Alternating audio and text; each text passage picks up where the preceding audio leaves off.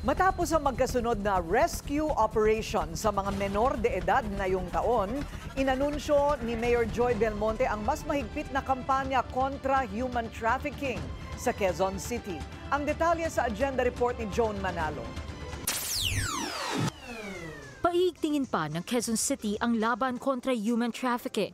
Inanunsyo ito ni Mayor Joy Belmonte ngayong araw bilang commemoration ng World Day Against Trafficking in Persons.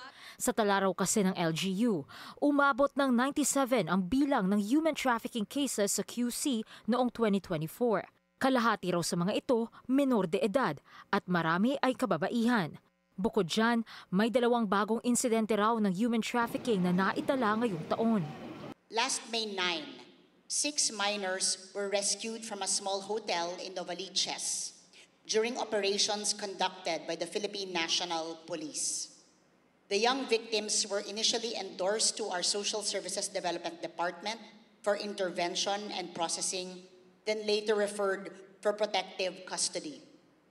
A month later, on June 18, personnel from the PNP and our SSDD rescued a total of 24 individuals in another small hotel in the area. It is alarming to note that 20 of them were minors who have since been referred for protective custody, assessment, and possible interventions. Bilang agarang pagtugon sa issue, ipinasara na ng LGU ang naturang mga establishmento. Makikipagtulungan din ang Quezon City sa hospitality sector para mahuli ang mga negosyong nagiging kakuntsaba ng human traffickers. Gagawin ito ng lungsod sa pamamagitan ng QC Safe Seal o Quezon City Stops All Forms of Exploitation. At para raw makuha ito ng isang establishmento, kinakailangan nilang i-train lahat ng personnel kung papaano kumilatis ng traffickers. Kailangan din higpitan ng check-in procedures lalo na kapag may kasamang menor de edad. Dapat din magkaroon ng safety officer na tututok sa implementasyon ng protocols at policies at mag-install ng signage declaring that the establishment is a safe zone. Valid for 1 year ang QC Safe Seal.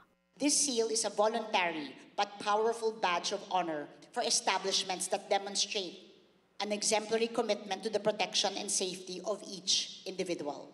May pakiusap din si Belmonte sa mga travel agency sa lungsod. When you are booking clients into hotels in Quezon City, kapag wala pong QC Safe Seal ang hotel po na yan, huwag po ninyong i-book ang mga turista natin o mga bisita natin o yung mga participants sa conferences natin sa mga hotel na yan. I-blacklist po natin, mga travel agencies, ang mga hotel na ayaw po mag-cooperate sa ating pong panawagan na maging mas ligtas po ang ating mga establishmento para po sa ating mga kabataan at kababaihan. At pati na nga, mga kalalakihan. Paalala rin ng Quezon City LGU, tumawag kaagad sa Emergency Hotline 122 kung may kasong ire-report. Walang lugar ang human trafficking sa Quezon City, deklarasyon ni Mayor Belmonte. Kaya hindi raw sila magdadalawang isip na alisin ang mga negosyo na maaaring makapahamak sa mga kababaihan at kabataan ng lungsod. Para sa agenda, Joan Manalo, Billionario News Channel.